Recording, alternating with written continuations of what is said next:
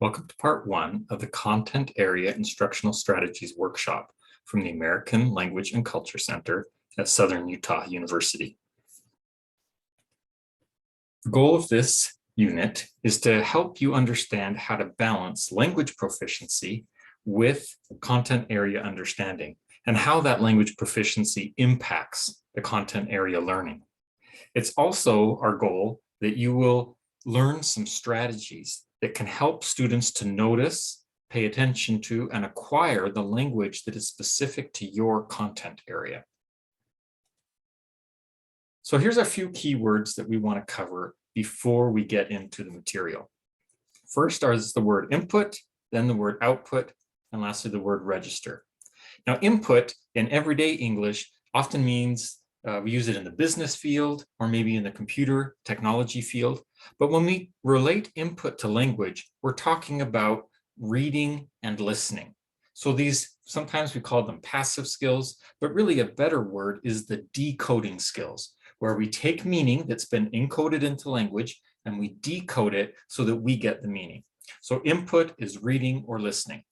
Output then is what we oftentimes think of as the productive skills, where we have meaning and we encode it into language, such as written or spoken language. So output is speaking and writing. Lastly, our word here is register. Now, register has multiple meanings in English, but when we talk about language, most often register is referring to a special form of the language that is used for a particular context or situation. So, for example, in English, we can use general English, maybe when we talk with a friend, but we might use different English when we talk to a child, or maybe with a respected older person than us, or we use different language in the classroom than we might use maybe in a social setting. So register is how we make choices about how we change the language we use to fit the situation that we are in. So as we have mentioned, there is a connection between a person's competence or proficiency in the language and then the knowledge that they're going to acquire if they're acquiring that knowledge in that language.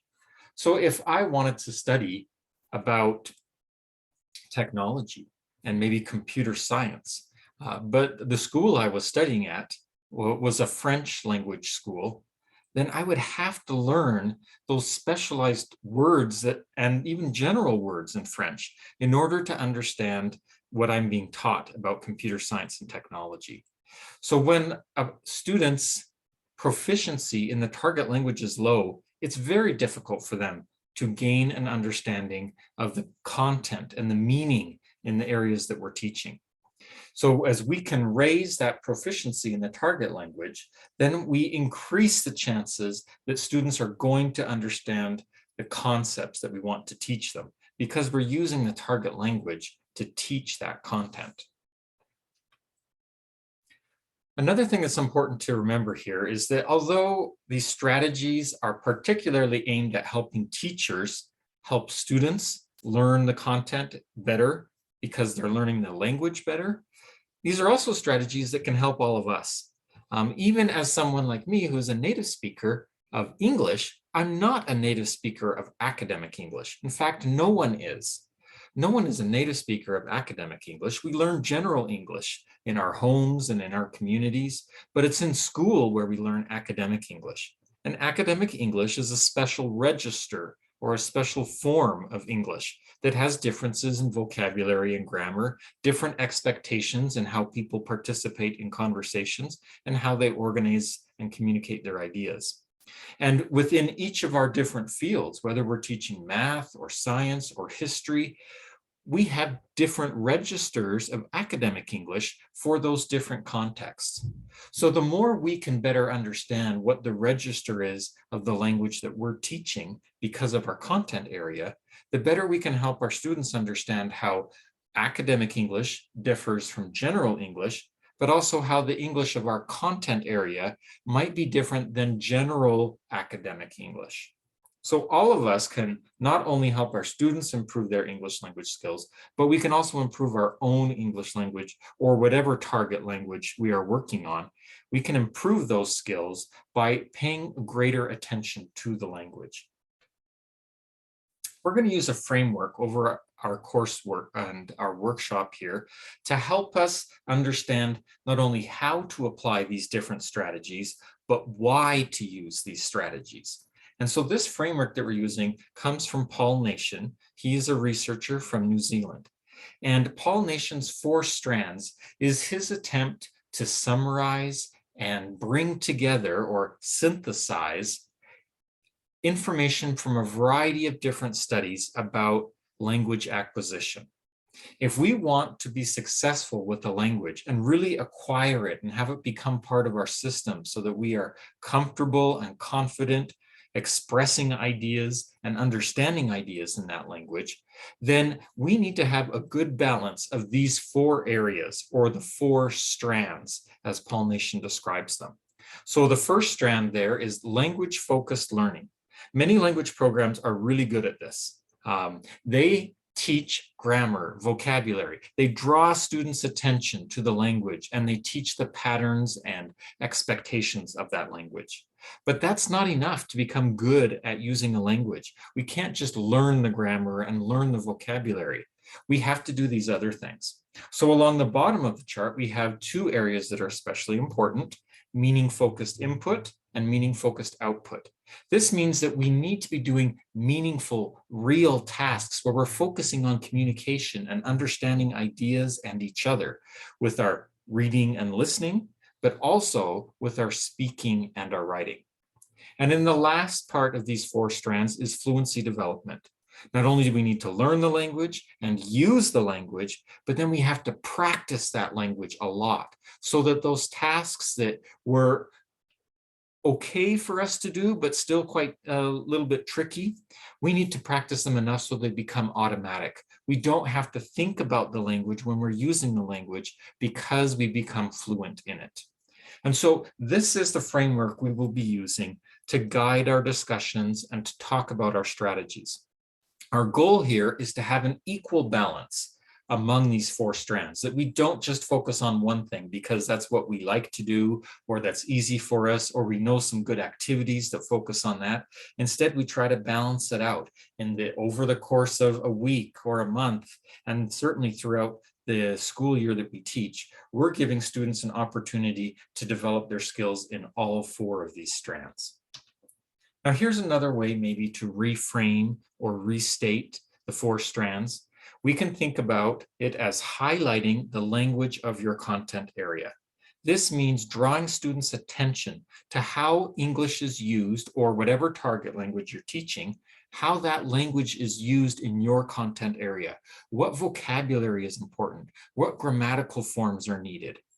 And then we encourage students to do reading and listening, speaking and writing activities. We guide them through these kinds of activities and practice. We give them the support they need so that they can become a little more independent at doing them on their own. And then lastly, we give students lots of practice so they can develop their fluency.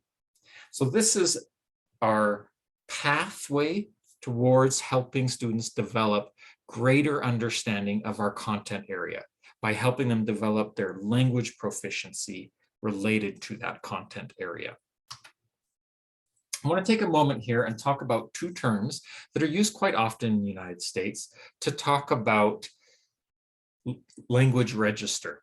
So one of them is called BICS, or Basic Interpersonal Communication Skills. And this is the kind of language register we use most of the day. When we are out at the store or we're interacting with family or friends, we use these basic interpersonal skills. And so here our language is very interactive, but it's also quite small. We don't talk in big paragraphs or give long speeches. It's short interactions with another person. It's mostly about personal needs and personal interests. And this is the kind of language we use every day. Even in our native language, we're using lots of BICS. CALP is a different register of language. This is a language that is more complicated. It's more abstract. We're not talking about personal matters. We're talking about academic topics or topics that are of importance to society. And we're talking about maybe theoretical concepts as well. And so just because a person has BICS proficiency doesn't mean that they have the CALP. They may not have developed this academic proficiency in the language. And so this is our job, is to help students develop those higher register skills that are needed to be successful and use the language, the target language, in our content area. Now, this is a diagram that represents the ACTFL proficiency scale. ACTFL stands for the American Council for the Teaching of Foreign Languages. And it is an organization quite popular in the United States that provides support and understanding for language teachers. The ACTFL proficiency scale is based on a scale that's used by the United States government to see how government workers are in terms of their proficiency in different target languages. So if someone from the United States wanted to work in a diplomatic office or in the military, they wanted to measure someone's language ability in a particular language, they would use a scale that aligns quite closely with the ACTFL scale. Now, the ACTFL scale is designed specifically for language teachers and students, and it has similar categories as the US government scale. Now, these categories in some ways are very similar to the CEFR, or the Common European Frame of Reference. And so we have at the bottom is the novice area. In many ways, this is similar to the A area in the CEFR. Okay, people at the novice level, they can't do a lot with the language, mostly memorize speech. They might know some isolated words. They can tell us lists. This is my ability with Chinese. In Chinese, I learned enough from my phrase book that I could buy train tickets. I could go to the store and buy what I needed, but I really struggled anywhere beyond routine situations. If somebody said something that didn't match what I had learned in the phrase book, I was usually lost. Now, at the next level, we have the intermediate level. And this is where that BICS occurs, right? That basic interpersonal skills. We can create with the language, we can ask and answer questions, but most of what we talk about is related to our personal needs. And when we describe things, we're more comfortable just describing in the present tense, being really simple with our descriptions. And so this is where many of our students have some target language skills within this intermediate band, okay, which is kind of might be maybe the B1 on the CEFR scale. But in order to be really successful in the target language in academic content areas, we want students to start pushing into that advanced range, the orange range, where they can narrate in the language, they can talk about things beyond their personal interests, they can problem solve, and they can start extending their language into almost like paragraph level descriptions of things. Now, this is quite challenging for students to get to. And for us as teachers, when we're teaching that target language, we might still be working on developing our fluency with the advanced level as well. But that's where we want our students to start developing their skills, bring them up from that sort of A2, B1 level, and then maybe into the B2 and maybe even higher than that level.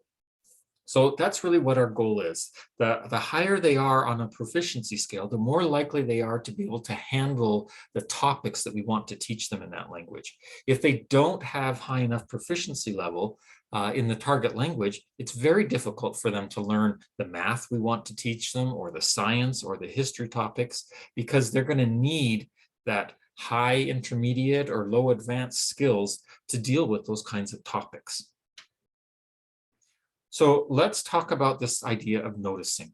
There is a noticing hypothesis that many applied linguists and language teachers have suggested.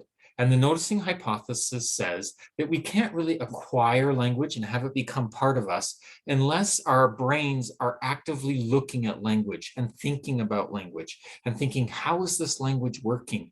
And how do I use the language to accomplish what I want to accomplish? And so students need this ability to notice and focus on language so that they can progress in their language proficiency, and they need that language proficiency to develop an understanding of the content knowledge. Some students are really good at this on their own. They're just linguistic thinkers. They like to break apart language and look at word parts and think about grammatical order and structure. But not all students are interested in language. They might be interested in your content, but they may not be interested in the language to help them get at the content. So as teachers, there's a lot we can do to draw students' attention to the language so they start noticing it and start paying attention to it. And the more they do that, the more likely they are to acquire it so that then they can learn that content knowledge. So here are some strategies that we want to leave you with in this unit. Some strategies for helping you to highlight the language of your field of study. So this is whether you're teaching math or whether you're teaching art in the language. You want to figure out, how is language used in your field? What kinds of sentences do students need? What kind of vocabulary do they need? What kinds of things do they listen to? Or what kinds of things do they need to write? So our first strategy is to do words of the day. If you preview your material for the week, any readings that the students have to do, or any explanations that you're going to give when you teach class, identify maybe 3 to 5 words that you think might be new for your students, or might be special uses of these words that are different from the meaning that they might already know related to those words. And then you could write those words on the board at the beginning of class. You could quickly go over the pronunciation, highlight any unusual things about the spelling, discuss the meaning of the words, and you could also talk about collocations. Collocations means with place or with the location, and we talk about what kinds of words are often used together. So if I'm teaching a new word, I might teach what are some other words that often occur with that word in a sentence. And this can give learners a better understanding of how to use these special words that are important to what you're teaching them. Another strategy is to highlight the different structures in a text. So maybe you are reading something with the students and there happens to be an unusual phrase or a grammatical form used. You could just take a few minutes, stop focusing on the meaning or the content area, and for a moment, just a minute, talk about the language. How is the language being used here? How is this maybe different or similar to something that they've already learned about the language? Those short, brief interruptions and mini lessons on the language, even if you're not a language teacher, you're teaching your content. But if you can be a mini language teacher for just a moment, that can help students pay better attention to the language so that they can remember it and they can start to use the language just like the writers and the speakers of your field use the language. And lastly, a suggestion here is to bring students awareness about register. Help them understand how maybe the way that they have learned English or they've seen it used in some contexts like a movie or TV show or popular music might be appropriate for those situations, but might not be appropriate for academic language. Here's an example. I was teaching a group of students about agriculture, and I was teaching in English and my students were not native speakers of English. All of them had BICs. They had that basic interpersonal English language. They could have great conversations with me and with others, but they were working on their academic language. And they certainly didn't have very much language about agriculture. And I had them watch a film that I found on the internet about a local farm. And in this farm, the farmer described the process he used to harvest the crops on his farm. And then I asked them to write a summary of that video. And I noticed as I was reading students' summaries that many of them were using the word bust, B-U-S-T, to describe the process of a farmer removing part of the plant from another part of the plant, busting. They would say, then the farmer needs to bust the stem off of the root. And I thought, bust, that is a very colloquial or maybe more informal word to use than maybe separate or take apart. And I thought, why are so many of my students using this word? And I realized that that's the word the farmer used in the video. He was using his everyday English but it wasn't academic English. And so that was a great opportunity for me to highlight to students, here's one form of register that's great when you're working on the farm. But when we're talking about scientific and agricultural processes in the academic classroom, we need to change our register. And so not only might we change our vocabulary, but we might use different grammatical structures. When many of my students were writing this description of this scientific or agricultural process, some of them are writing it like a story. The farmer did this, and then he did this. Some of them are writing it like instructions. Okay, first do this, then do this. But what I needed to help my students understand is that I wanted them to write it like an academic description of a process. So I wanted them to use passive voice. So something, for example, the stem is removed from the root, rather than the farmer bust the root off of the stem. So taking a few minutes to highlight how grammar and vocabulary is used in your field can draw students' awareness to it. And once they see those differences, they can get better at using them on their own and making those smart choices. But if we don't draw their attention to those differences, many students just don't recognize them. So I hope this is giving you an idea of some simple strategies. Hopefully at least one of these strategies is something you could use in your classroom to help your students pay better attention to how the target language is used in your field of study. I'd love to hear what other ideas and activities you use in the classroom to help your students better pay attention to how the target language is used when you teach it.